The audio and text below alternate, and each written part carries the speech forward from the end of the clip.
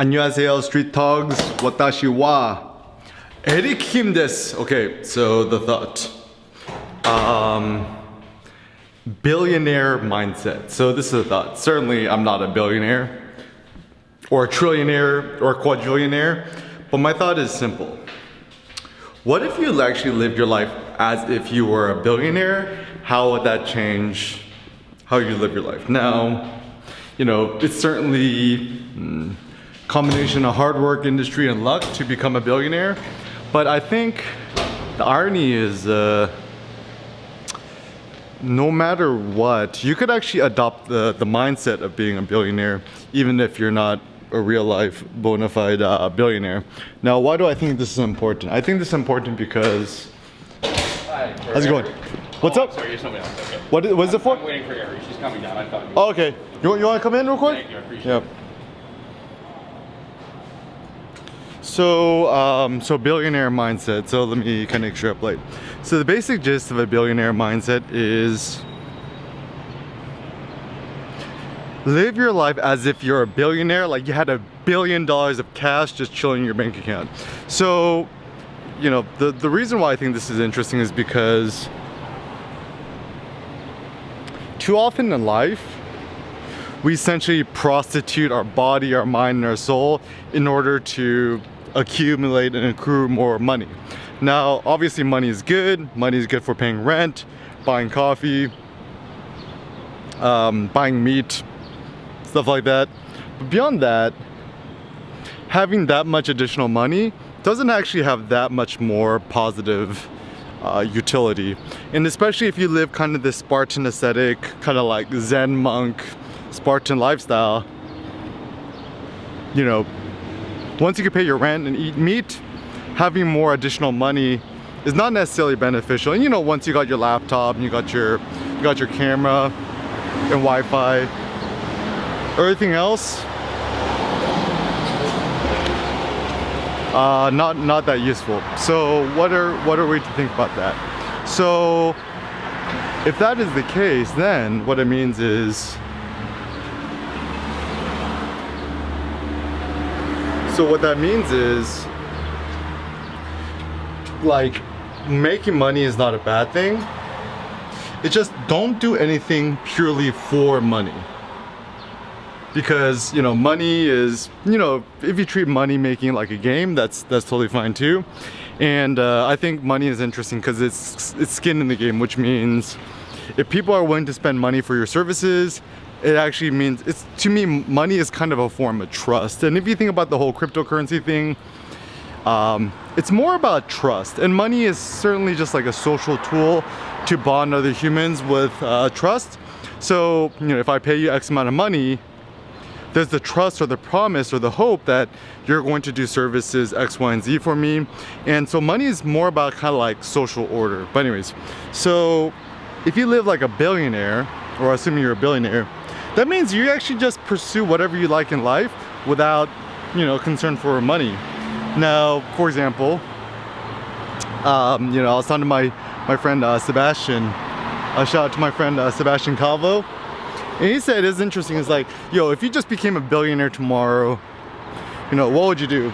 And most people say the cliche, like, you know, oh, you know, I travel the world, you know, buy a house, buy a nice car, but I'm like, okay, then that's fine and all, but now, you know, it don't even matter you're a billionaire. It's like, with COVID now, it's actually difficult to travel. And so even one thing I've been philosophizing about is, let's say you're a billionaire or whatever, but you cannot travel because of COVID. And it don't matter how rich you is, you know, your health is still gonna reign supreme, because it don't matter how many Lambos and Rolls Royces you got, as long as you're scared for your health, your family, your friends, yourself, all that extra money ain't gonna do you much good. But anyways, so let's do a thought experiment. So let's say you're a billionaire. Let's say you don't own a car and you cannot own a car. You live in this minimalist luxury apartment with all the nice amenities. You got your Wi-Fi, you got your food, you got meat on tap, you got coffee, whatever, fast Wi-Fi, you got your laptop, you got your, you know, all your devices, whatever. then the question is, and let's say you cannot buy a car, you cannot travel, you cannot leave your own city, you could Uber everywhere or whatever, then what is you to do with your life? So for me, I mean, my basic thought is writing, photographing, making videos, making art, making dances, making sketches, just like making stuff. Cindy says it quite eloquently. She says, I just like to make stuff. And I like this mentality because it's very attainable, it's very pragmatic, it's very simple, and typically, at least for, you know, if you think about what lasts? Text lasts, statues last, to an extent photos last, videos not as good, but certainly if you do poetry, you do writing, even when you make a few good quotes in your lifetime, it's pretty good. So like, even one dude I'm really into right now, it's like this notion of soul freedom. It comes from Roger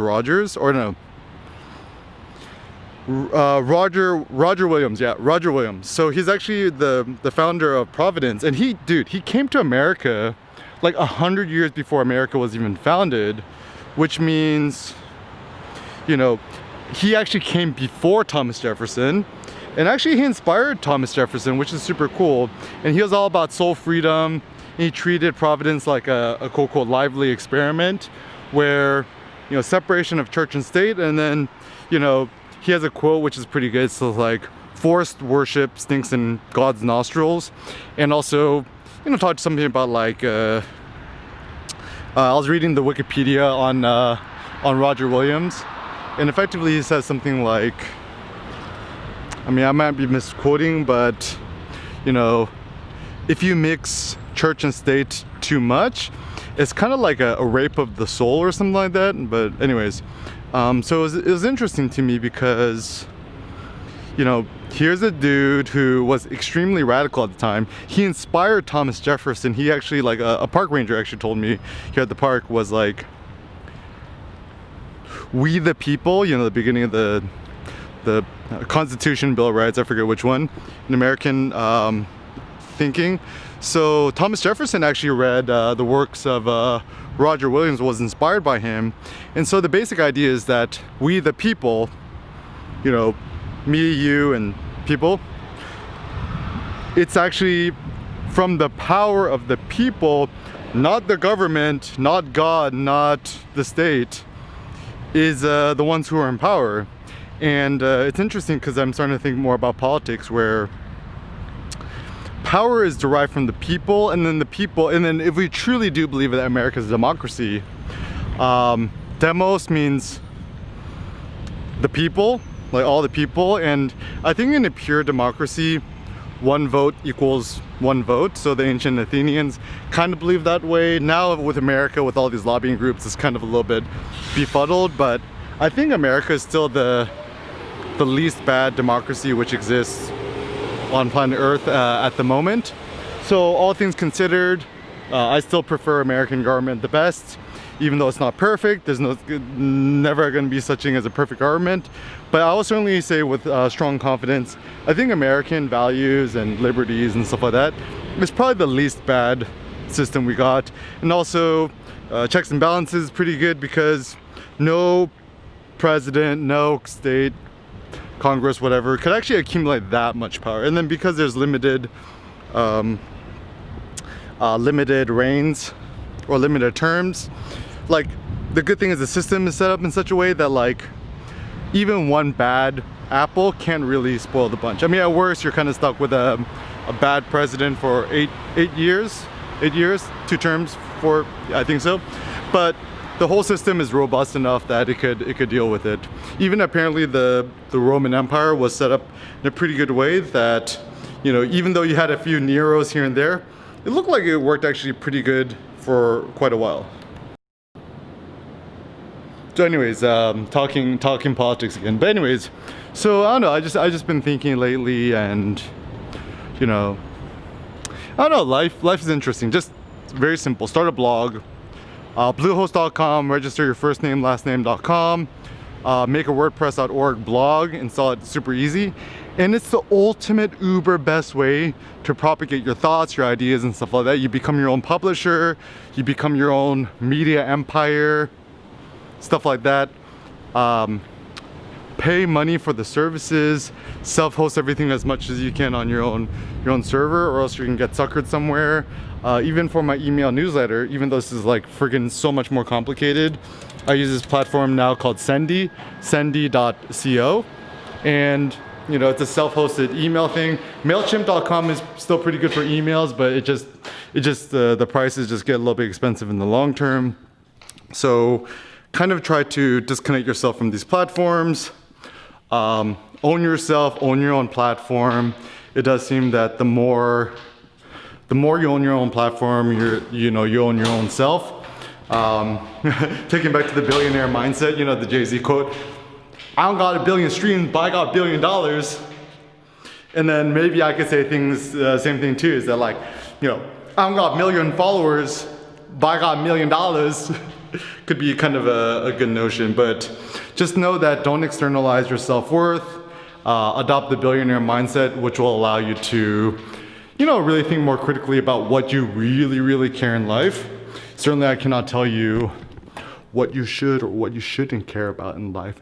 However, I do believe that, you know, the more free-spirited you are, the more you can think for yourself, the better.